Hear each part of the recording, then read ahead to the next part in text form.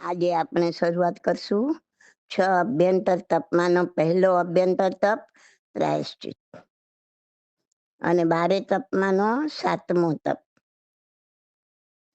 સામાન્ય રીતે આ મહાન તપનો અર્થ આપણે એટલો જ લઈએ છીએ કે કોઈ ભૂલ થઈ ગઈ, કાંઈ ખોટું થઈ ગયું તો તેના માટે પસ્તાવો કરી લીધો. ચોરી કરી હોય તો ચોરી બદલ પસ્તાવો, હિંસા કરી હોય તો હિંસા બદલ પસ્તાવો, બહુ તો ગુરુ મહારાજ પાસે જઈને આલોચના લઈ લીધી, કરેલા પાપનો પસ્તાવો કરી લીધો અને એ દોષનો દંડ લઈ શુદ્ધ થઈ ગયા. પ્રાયશ્ચિત નામના પ્રથમ અભ્યંતર તપનો આટલો જ સરળ અર્થ આપણે લઈએ છીએ. પણ જો આ તપ આટલો સરળ હોત ને તો મહાવીર ભગવાને એને 12 પ્રકારના તપમાં છેક 7મે સ્થાને મૂકવાની જરૂર નહોતી. પહેલા કરતા બીજું, બીજા કરતા ત્રીજું, એમ એક એકથી ચડિયાતું, એક એકથી અઘરું તપ છે. આમ ક્રમવાર 7મો પ્રાયશ્ચિત તપ ખરેખર ઘટિત થાય તો માણસનું આંતરિક રૂપાંતર થવું જોઈએ. જો માણસે પ્રાયશ્ચિત લીધા પછી પણ એની એ જ ભૂલનું પરાવર્તન થયા કરે તો રૂપાંતર ક્યાં થયું? પશ્ચાતાપ જો તમારા અંતર આત્મામાં કાંઈ ફેરફાર લાવે નહીં તો પ્રાયશ્ચિત નામનું પ્રથમ અભ્યંતર તપ થઈ શકે જ નહીં. જ્યારે આપણાથી કોઈ ગલત કામ થઈ જાય છે ત્યારે મન કહે છે કે આમ તો હું બહુ સારો માણસ છું, આવું કરવું એવો નથી. પરંતુ કોઈ એવી પરિસ્થિતિમાં આમ બની ગયું હશે, એમ આપણે આપણા મનને મનાવી લઈએ છીએ. અંદર અંદર સૂક્ષ્મપણે જોશો તો લાગશે કે આ વાત સાચી છે. આપણે માની લઈએ છીએ કે કર્મના ઉદયે આવું થઈ ગયું હશે. આપણે આપણા ખોટા કામને આપણા મનનો ટેકો આપી દઈએ છીએ. થોડો પસ્તાવો પણ કરી લઈએ છીએ અને પાછા હતા એવા ને એવા. આમ ભૂલને ખાલી ભૂંસી નાખવાની પ્રક્રિયા થાય છે. આમ પસ્તાવો પોતાના અહંકારને બચાવવાની એક પ્રક્રિયા બની જાય છે. દાખલા તરીકે કોઈને ગાળ દીધા પછી લાગે કે કોઈ સંજોગોના દબાણમાં કે ક્ષણિક આવેશમાં આવું બની ગયું હશે, હવે આવું નહીં થાય. આમ ગાળ દીધાનો જે ડંખ હતો ને તે દૂર કરી દીધો, પસ્તાવો કરી, આલોચના કરી, હું શુદ્ધ બની ગયો એવો ભ્રમ પેદા થયો. પાછા હતા એવા ને એવા થઈ ગયા. હવે ફરીથી ગાળ આપવાનું શક્ય છે? કારણ કે અંદર કોઈ રૂપાંતરણ થયું નથી. મેં ક્રોધ કર્યો કે મેં વિકાર સેવ્યો એટલે હું પસ્તાવો કરી લઉં એ પ્રશ્ન નથી. પરંતુ મારાથી ક્રોધ થઈ શક્યો એવો બોધ થતા માણસ પોતાની જાતને બદલવાનો પ્રયત્ન કરશે. ખાલી મેં ક્રોધ કર્યો અને મારાથી વિકાર સેવાઈ ગયો, હવે આલોચના લઈ લઉં ને પસ્તાવો કરી લઉં, મેં પાપ કરી લીધું, હવે પસ્તાવો કરી શુદ્ધ થઈ જાઉં, નહીં, એ વાત નથી. વાત એ છે કે મેં ક્રોધ કર્યો એમ નહીં, મારાથી ક્રોધ થઈ શક્યો, હું આવો વિકાર સેવી શક્યો. આ બોધ માણસને થવો જોઈએ. અને એવું ક્યારે બની શકે? એવો બોધ માણસને ક્યારે થઈ શકે કે જ્યાંથી ક્રોધ થયો છે, જ્યાંથી વિકાર જાગ્યા છે, જ્યાંથી ભૂલો થઈ છે, જ્યાંથી પાપ થયું છે ત્યાં રૂપાંતરણ થયું હોય. આમ ખરા અર્થમાં પસ્તાવો ત્યારે જ થશે જ્યારે એવો બોધ થશે કે હું જ ખોટો છું. જ્યારે આક્ષેપ સંજોગો પર નહીં મુકાય પરંતુ પોતાની જાત પર જ મુકાશે ત્યારે જ ચેતના રૂપાંતરિત થશે. ગઈકાલે મેં પાપ કર્યું હતું તો ગઈકાલની ચેતનાના સ્તર પર હવે રહેવું નથી. જનરલી એવું જ થાય છે કે આ તો તમે આવું બોલ્યા ને એટલે મને ક્રોધ આવી ગયો. આ પરિસ્થિતિમાં જનરલી નિમિત્ત પર આક્ષેપ મુકાય છે. મને ક્રોધ આવ્યો ને એનું કારણ આપણે બીજામાં શોધી લીધું કે ભાઈ તમે આમ કર્યું એટલે મારાથી આમ થઈ ગયું. એવું 18 પાપ સ્થાનકમાંથી કોઈ પણ પાપ પકડો ત્યારે આ આક્ષેપ બીજા પર મૂકી દઈએ છીએ, કાં પરિસ્થિતિ પર, કાં વસ્તુ પર, કાં વ્યક્તિ પર. એટલા માટે આત્મા રૂપાંતરિત થતો નથી. માણસે એમ વિચારવું જોઈએ કે જ્યારે ભૂલ કરી ત્યારે મારી ચેતનાનું જે લેવલ હતું તે લેવલ પર હવે નથી રહેવું. એવો બોધ થવો જરૂરી છે. મારાથી આ પાપ થઈ ગયું, ભૂલ થઈ ગઈ, એ ટાઈમે મારી ચેતનાનું લેવલ નીચું જ હતું. એ તો નક્કી જ થઈ ગયું, તો જ થાય, આ ભૂલ નહીં તો ના થાય. હવે મારે એ સ્તર પર નથી રહેવું. હવે એ ચેતનાના લેવલને મારે થોડુંક ઉપર ચડાવવું છે. એ બોધ જો માણસને થાય કે જે લેવલ પર ત્યારે હતો એ લેવલ પર નથી રહેવું, આ બોધ થવો જરૂરી છે. એ બોધ અંતરમાં પ્રગટતા રૂપાંતરણ સધાશે. એવો દિવસ ક્યારે આવશે કે ક્ષમા માંગવી જ ના પડે? માટે મહાવીર ભગવાને પ્રાયશ્ચિત તપને અભ્યંતર તપનું પહેલું પગથિયું ગણ્યું કે પ્રાયશ્ચિતથી જ રૂપાંતરણ ચાલુ થશે. અને આત્માના રૂપાંતરણ વગર ચેતનામાં પરિવર્તન ન આવે. ચેતના એના એ જ લેવલ ઉપર રહે કે લેવલથી પણ કદાચ નીચે ઉતરી જાય તો રૂપાંતરિત ક્યાં થાય? એના વગર તો અભ્યંતર તપનું પગલું પણ ન માંડી શકાય. તો ખાલી ફસતાવો કરીને અટકી જનાર માણસ પોતે બદલાતો નથી, ફરી એની એ જ ભૂલ કરે છે. જ્યારે પ્રાયશ્ચિત આપણને જેવા છીએ તેવા રહેવા દેતું નથી, એ આપણને બદલે છે. પ્રાયશ્ચિત આપણને બદલે છે. કેમ કે જે વ્યક્તિ પોતાની સ્વયંની જ ભૂલ જુએ છે, સંજોગો કે સામેલા વ્યક્તિની ભૂલ હોવાનું માનતો નથી, એની અંતરયાત્રા શરૂ થઈ જાય છે. જ્યારે માણસ પોતાને જ દોષિત જુએ છે ત્યારે એક મનોમંથન શરૂ થાય છે. એ માણસ સુધરી શકે છે. સામેની વ્યક્તિ ખોટી છે એવું જાણવાથી તમારી અંતરયાત્રા શરૂ થતી નથી.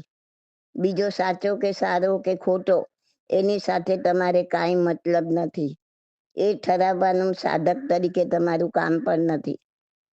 પરંતુ હું પોતે જ ખોટો છું એવું નિશ્ચિતપણે માનવાથી પ્રાયશ્ચિત શરૂ થશે.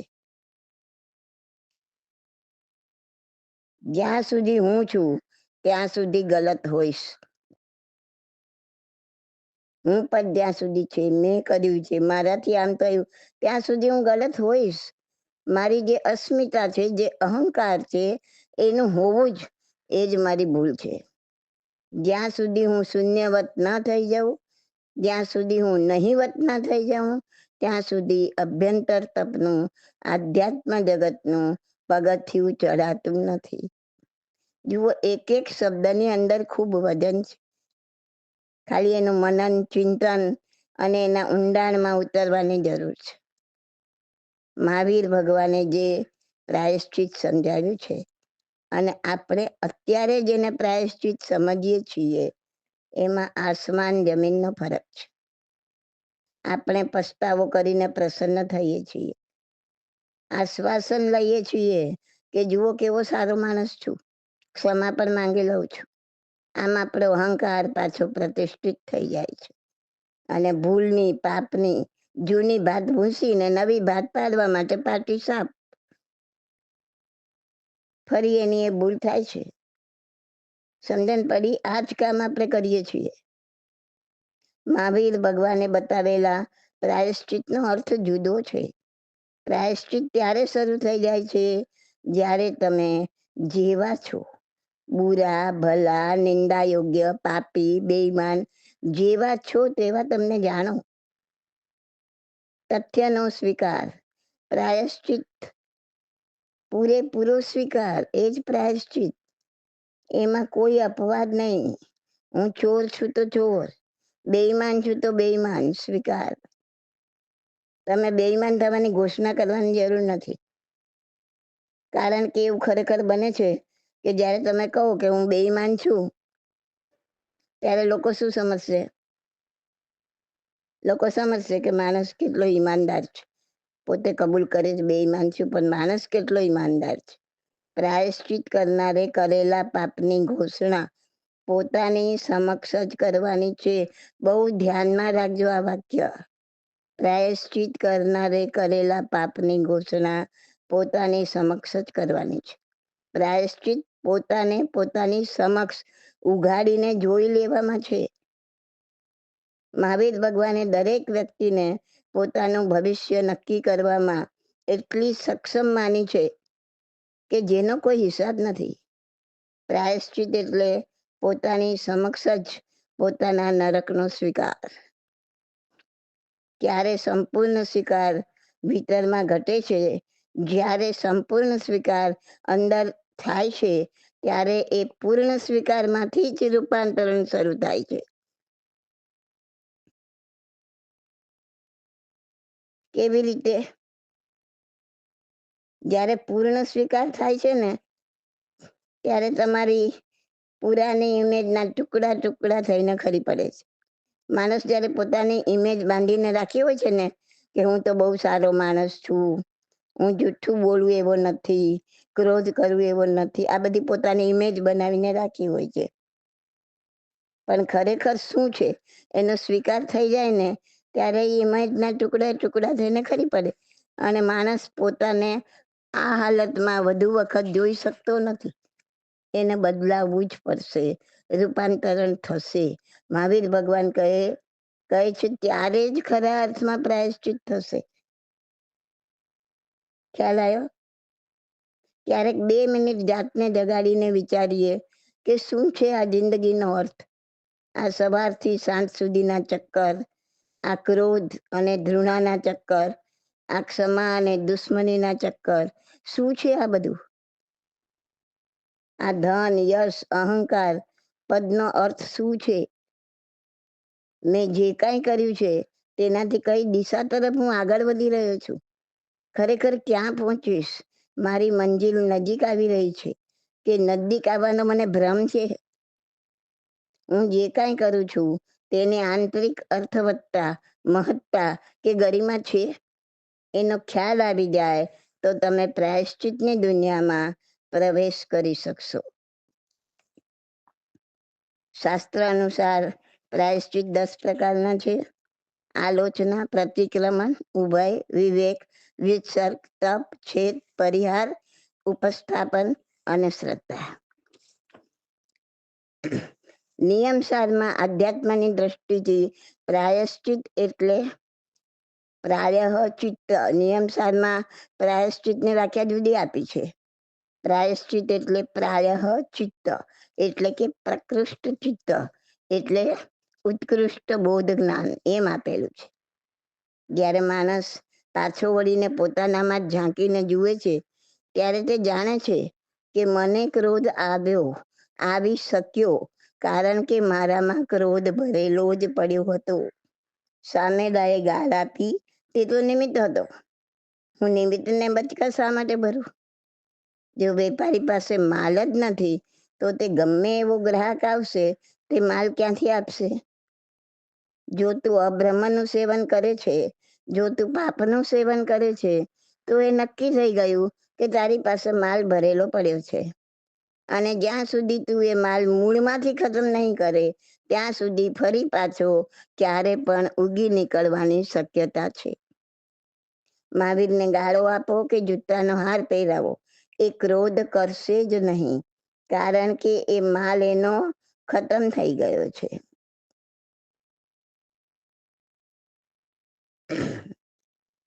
વેશ્યાના ઘરે રહેવા છતાં સ્થૂળ ભદ્રજીમાં વિકારો નહોતા જાગ્યા, કારણ કે સ્ટોક એને ખતમ કરી નાખ્યો હતો.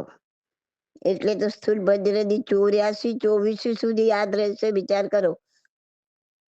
બાકી ત્રીજી 24 તીર્થંકરોના નામ પણ પૂછાઈ જાય. ભૂત, ભવિષ્ય અને વર્તમાન 3 24 નામ યાદ રહે, બાકીના આગળ આગળના પૂછાતા જાય. પણ સ્થૂલ ભદ્રજી 84-24 સુધી યાદ રહેશે. આટલી જાગૃતિ જ્યારે આપણામાં આવશે કે સ્થૂલભદ્રજી વેશ્યાના ઘરે રહ્યા છતાં પણ વિકારો ન જાગ્યા, કેમ કે એને સ્ટોક ખતમ કરી નાખ્યો હતો. આટલી જાગૃતિ જ્યારે આપણામાં આવશે કે મારી ભૂલનો જવાબદાર હું જ છું, ભલે ગમે એવી પરિસ્થિતિમાં મુકાયો હોઉં, મારામાં ક્રોધ જાગ્યો, મારામાં વિકારો જાગ્યા, તો એ ભૂલો ત્યારે જ થઈ જ્યારે મારામાં સ્ટોક ભરેલો છે. આ ઉત્કૃષ્ટ બૌદ્ધ જ્ઞાન એનામાં પ્રવિષ્ટ થશે તો ચિત્ત પ્રકૃષ્ટ બનશે. પોતાનામાં જ દોષ જોશે ત્યારે તેને મૂળથી ઉકેલવાનો પ્રયત્ન કરશે, ને જે મૂળથી ઉખડશે તે કદી પાછા આવશે નહીં. નહીં તો 5-25 વર્ષે કે 5-25 ભવે એ જ ભૂલોનું પાછું પુનરાવર્તન થશે. કોઈ ભૂલો એવી નથી કે જે આપણે ભવચક્કરમાં પહેલી જ વાર કરતા હોઈએ. મહાવીર ભગવાન એવું પ્રાયશ્ચિત ન બતાવે કે જે ફરીને પાછું ઉગી નીકળવાનું હોય. જ્યારે માણસ પોતાની અંતરયાત્રા કરે છે ત્યારે પ્રાયશ્ચિત એટલે કે પ્રકૃષ્ટચિત્ત એટલે કે ઉત્કૃષ્ટ બૌદ્ધ જ્ઞાન ઘટિત થાય છે. આ છે નિયમ સારની માં આપેલી પ્રાયશ્ચિતની વ્યાખ્યા. આ જ છે મહાવીર ભગવાને બતાવેલું પ્રાયશ્ચિત. તો પ્રાયશ્ચિતને આપણે સાચા અર્થમાં સમજીએ અને અભ્યંતર તપમાં પ્રવેશ કરીએ. એ જ દરેકને સમજાઈ ગયું હશે પ્રાયશ્ચિત તપ. કાંઈ પણ સવાલ હોય તો મને પર્સનલમાં વોટ્સએપ પર મૂકી શકો છો. This audio is by Subodhi Masalia. My contact number is 88500 88567.